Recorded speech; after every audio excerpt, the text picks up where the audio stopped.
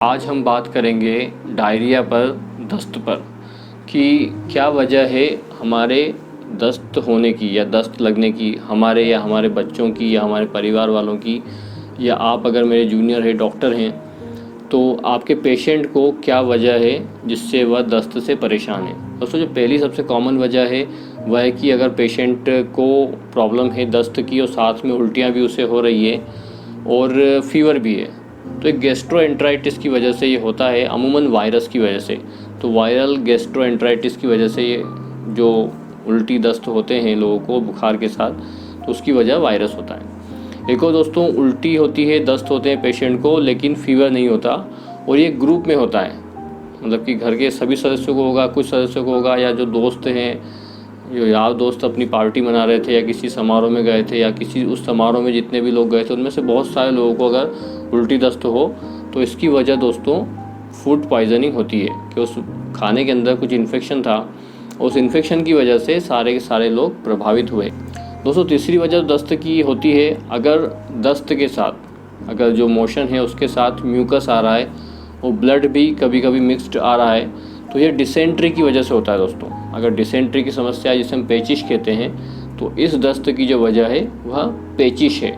चौथी वजह दोस्तों जो दस्त की है वह भी कॉमन है कि अगर दस्त पेशेंट को आ रहा है, पेट में दर्द है और साथ साथ में जो दस्त का कलर है वह ब्लैक है, अगर उसे ब्लैक स्टूल आ रहा है और कभी कभी इसमें म्यूकस मिक्स्ड भी हो सकता है दोस्तों, यह गैस्ट्रिक अल्सर या फिर डियोडिनम में अल्सर की वजह से हो सकता है। जितने ऊपर पॉइंट पर, आंतों के ऊपर ऊपरी हिस्से पर हमारा जो गैस्ट्रोइंटेस्टाइनल ट्रैक्ट है, जीआईटी है, उसमें जितने ऊपरी ट्रैक पर यह अल्सर होंगे स्टूल उतना ही ब्लैक आएगा। अगर स्टूल, क्योंकि जो खून है हमारा वह पचने के बाद, उसमें आयरन होता है, पचने के बाद वो ब्लैकिश हो जाता है। अगर जीआईटी के निचले हिस्से से कहीं से ब्लीडिंग हो रही है दोस्तों, तो स्टूल में जो ब्लड आएगा वह रेड कलर का आएगा, क्योंकि वो पचा नहीं है, छोटी आंत से होकर नहीं गुजरा है, आमाशय से होकर नहीं गुजरा है, इसलिए पचा नहीं है, इसलिए रेडिश होगा। जितना ऊपर ब्लीडिंग का पॉइंट होगा हमारा स्टूल उतना ही ब्लैक आएगा। दोस्तों, ये जो डायरिया है या फिर ब्लैक स्टूल है, यह अकेला किसी अल्सर की वजह से नहीं आता है। आपको यह भी ध्यान रखना है कि पेशेंट कोई आयरन टेबलेट तो नहीं ले रहा है, या बहुत ज़्यादा जिन चीज़ों में आयरन होता है वो डाइट तो नहीं ले रहा है, जैसे पालक है या फिर चुकंदर है, उसके अंदर बहुत ज़्यादा आयरन होता है, तो वो ऐसी चीज़ अगर आपने ज़्यादा खाई है या पेशेंट ने ज़्यादा खाई है तो भी ब्लैक स्टूल उसे आएगा। तो ये भी हमें रूल आउट कर लेना है कि पेशेंट कोई ऐसी टेबलेट तो नहीं खा रहा है या ऐसी कोई डाइट तो नहीं ले रहा है जिसमें आयरन बहुत ज़्यादा है। दोस्तों, डायरिया की एक और आम वजह है और वह है स्ट्रेस, एंग्जाइटी, टेंशन। अगर पेशेंट को स्ट्रेस है, वो किसी चीज़ को लेके घबरा रहा है, उसकी स्लीप डिस्टर्ब है, वो डिप्रेशन फील कर रहा है, कोई मेंटल ट्रॉमा उसको लगा है, तो उसके बाद भी रोगियों को पेट में मरोड़ होकर दस्त लग सकते हैं, और इसे हम कहते हैं IBS ड्यू टू डिप्रेशन या एंग्जाइटी या टेंशन। और ये बहुत कॉमन है आजकल के ज़माने में। जो दस्त की एक वजह है ये बहुत कॉमन है कि पेशेंट को दस्त, स्ट्रेस, टेंशन, फोबिया, किसी बीमारी का डर है या कोई और डर है, उसकी वजह से उसे दस्त लगते हैं। तो IBS due to depression, anxiety, stress ये कॉमन है। दोस्तों, दस्त की एक और कॉमन वजह है और वह है कि आप कोई स्पेसिफिक फूड खाते हैं, कोई खाना आपने स्पेसिफिक खाया, जैसे कि दूध है, कई लोगों को दूध से एलर्जी होती है, कई लोगों को गेहूं से एलर्जी होती है, कई लोगों को चने की दाल से एलर्जी होती है। तो जो एलर्जी क्रिएट करने वाले फूड हैं आपकी बॉडी में, आपके लिए जो एलर्जन है, वही चीज़ अगर आप खा रहे हैं और आपको दस्त लग रहे हैं, तो ये जो है दस्त की वजह यह है फूड एलर्जी। कि अमूमन जो फूड एलर्जन होते हैं, अगर हम कोई टेस्ट करवाएं, जो आजकल बहुत कॉमन है, आसानी से हो जाता है कि ब्लड टेस्ट से ही पता चल जाता है कि आपको किस किस फूड से एलर्जी है।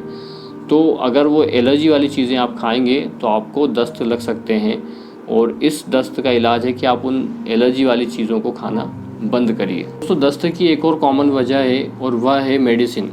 किसी मेडिसिन को लेने के बाद भी लोगों को दस्त लग जाते हैं, और इसमें सबसे कॉमन है आयरन टेबलेट्स, स्टेरॉइड्स को लेने के बाद भी लोगों को दस्त लगते हैं।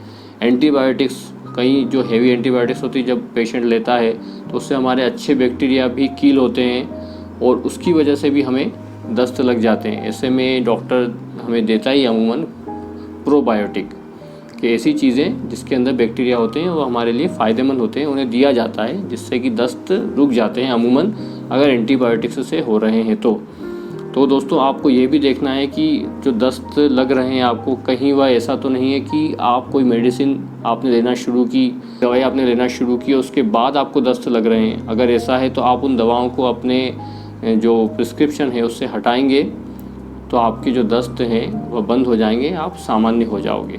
दोस्तों दस्त की एक और कॉमन वजह है और वह है इंटेस्टाइनल टीबी।